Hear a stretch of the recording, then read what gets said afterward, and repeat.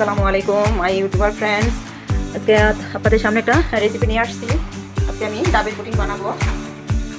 গতকাল আসার সময় একদম কি মানে বেশি শক্ত না বেশি পাতলা না, এরকম আঁশ ভিতরে আঁশ আছে, আঁশ না শ্বাস বলে, শ্বাস ওরকম পানি নিয়ে আসছি। পানিটা খুবই মিষ্টি।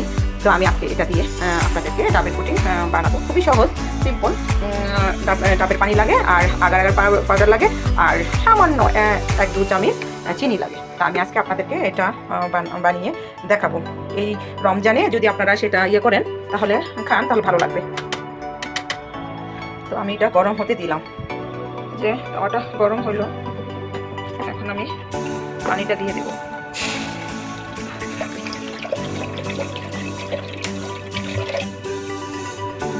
দিয়ে দেব। এখন এটার মধ্যে গরম হওয়ার আগে আগার পাউডারটা দিয়ে দেবো, চিনিটা দিয়ে দেবো। একদম সহজ, কোনো ইয়া নাই। এই চামচের এখানে 4 চামচ। তো একটু মিষ্টি আমরা খাইতে বেশি পছন্দ করি, যারা কম মিষ্টি খাইতে চান তারা একটু কম দিতে পারেন। আর এই যে আগার পাউডারটা এখানে সম্ভবত 2 আছে, আমি সবটাই দিয়ে দেবো। একটু বেশি পরিমাণ দিলে কি হয়, দেখা যাবে যে এটা সুন্দর মতো একদম আঠালো ইয়ে হয়ে গেছে। 2 চামচের মতো আছে। এখন আমি এটা লাগবো। ঠান্ডাতে দিয়ে দিলাম, কারণ পাউডারটা নয়তো দেখা যাবে যে গরমের মধ্যে যদি দেওয়া হয় সেটা জমাট বেঁধে যাবে। তো এখন এটা আমি দিয়ে দেবো, পাউডারটা যাতে মিশে যায়।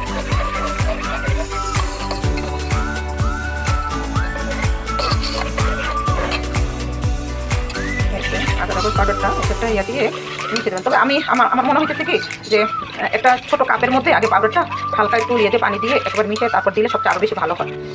তাহলে কি দেখা যাবে যে এটা সুন্দরভাবে মিশে গেছে। যে এখনই গাঢ় হয়ে আসতেছে। পরে ঠান্ডা করে একটা ইয়ের মধ্যে কাচের একটা শেপ আকারে সুন্দর কাটা যায়, ওরকম করে তারপরে 1-2টা বলক আসলেই নামাই ফেলবো। বেশিক্ষণ লাগবে না, তবে একটু অনবরত রাখতে থাকতে হবে। আমি এক হাতে মোবাইল ধরা আর এক হাতে আমার ইয়া, যার জন্য আমার পাতিলটা ঘুরতেছে আমার সাথে সাথে। তবে এটা খুব বাচ্চারা খুব বেশি পছন্দ করে। ছোট বাচ্চা যারা আছে, যেমন বাজারে কি দেখা যায় ছোট বাচ্চারা যে লিচু পছন্দ করে, তো তারা যারা লিচু পছন্দ করে তাদেরকে যদি এইভাবে করে তৈরি করে দেওয়া হয় বা তারা যদি ওরকম করে খায় না, তাহলে ওরা বাজারে খুঁজবে না যে আমাকে বাজার থেকে লিচু কিনে দেওয়া। বাজারের লিচু যেটা সেটা তো আসলে এটা আসলে বাচ্চাদের জন্য স্বাস্থ্যসম্মত না। ওইটার মধ্যে একটু বিষ মেশানো থাকে। বিষ মেশানো বলতে কি, ওরা যে কেমিক্যালটা ব্যবহার করে সেটা বাচ্চাদের জন্য খুবই ক্ষতিকর। হ্যাঁ, দেখা যায় যে অনেক ক্যান্সার ট্যান্সারে বিভিন্ন রোগের সমস্যা হয়। আমি একটা ফেসবুক প্রতিবেদনে দেখছি। বাকি আমি মনে করি বাচ্চাদের জন্য এরকম করে সুন্দর করে যদি আপনারা বানাই দেন, বাচ্চারা খুব খেয়ে খুব মজা পাবে। তারপরে ইচ্ছা করলে মানে একটু কালার দিতে পারেন, ডাবের একটু সবুজ গ্রিন কালার দিতে পারেন। এই যে বড় পয়সা পড়ছে।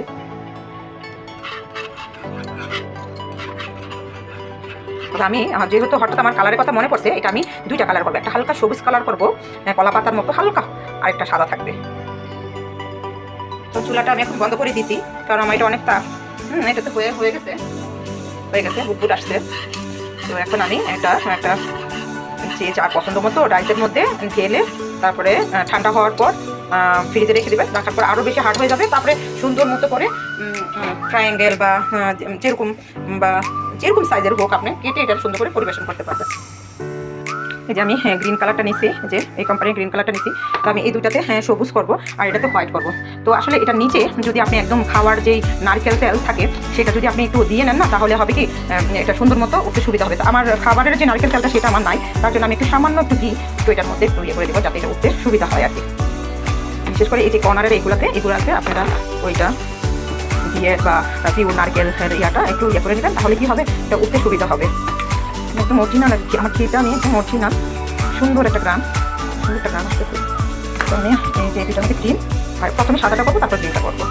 যে সাদাটা এটাতে দিয়ে দিলাম, আর বাকি এই যে একটা ফোঁটা এটার মধ্যে দিলাম। এখন এটা ক্লিন করব। যখন শুকাবে, মানে যখন এটা টেনে ঠান্ডা হবে, কালারটা আরও পরিবর্তন হবে। ওই দুইটা ইয়েতে পরে ওটা দিয়ে দেবো।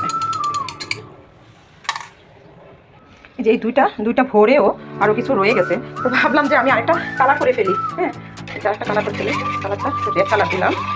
আসলে কালারটা রেড না, কালারটা ছিল পিঙ্ক। ওই যে আপনার আগের যে গ্রিন কালার আর পিঙ্ক কালার মিলে একদম কালার হয়ে গেছে, লাল গোলাপের কালার হয়ে গেছে। এটা আপনি একটা ফালুদা বা কোনো কিছুর মধ্যে যদি আপনি এটা ছোটো ছোটো পিস করে সেটা যদি দেন না, তাহলে ওটা আরও খুব সুন্দর দেখাবে। এই যে রেড, এটারে আমি ছোটো ছোটো ছোটো ছোটো করে একদম ফালুদার জন্য একদিন এটা বানাবো। ফালুদার জন্য ছোটো ছোটো পিস করবো। এখানে গ্রিনও একটা রেখে দেবো, আর এখানে হোয়াইট, মানে এই তিনটা মিলে আপনি বুঝতে পারছেন কতটা সুন্দর হবে। আমরা আসলে মেয়েরা যদি একটু মাথা বুদ্ধি খাটাই, তাহলে ইনশাল্লাহ আমরা ঘরেই অনেক কিছু তৈরি করতে পারি। তো আল্লাহ হাফেজ, ভালো থাকেন সবাই, সুস্থ থাকেন। আমার ভিডিওগুলো দেখবেন, লাইক করবেন, শেয়ার করবেন এবং ভালো ভালো সুন্দর সুন্দর কমেন্ট করবেন। আল্লাহ হাফেজ।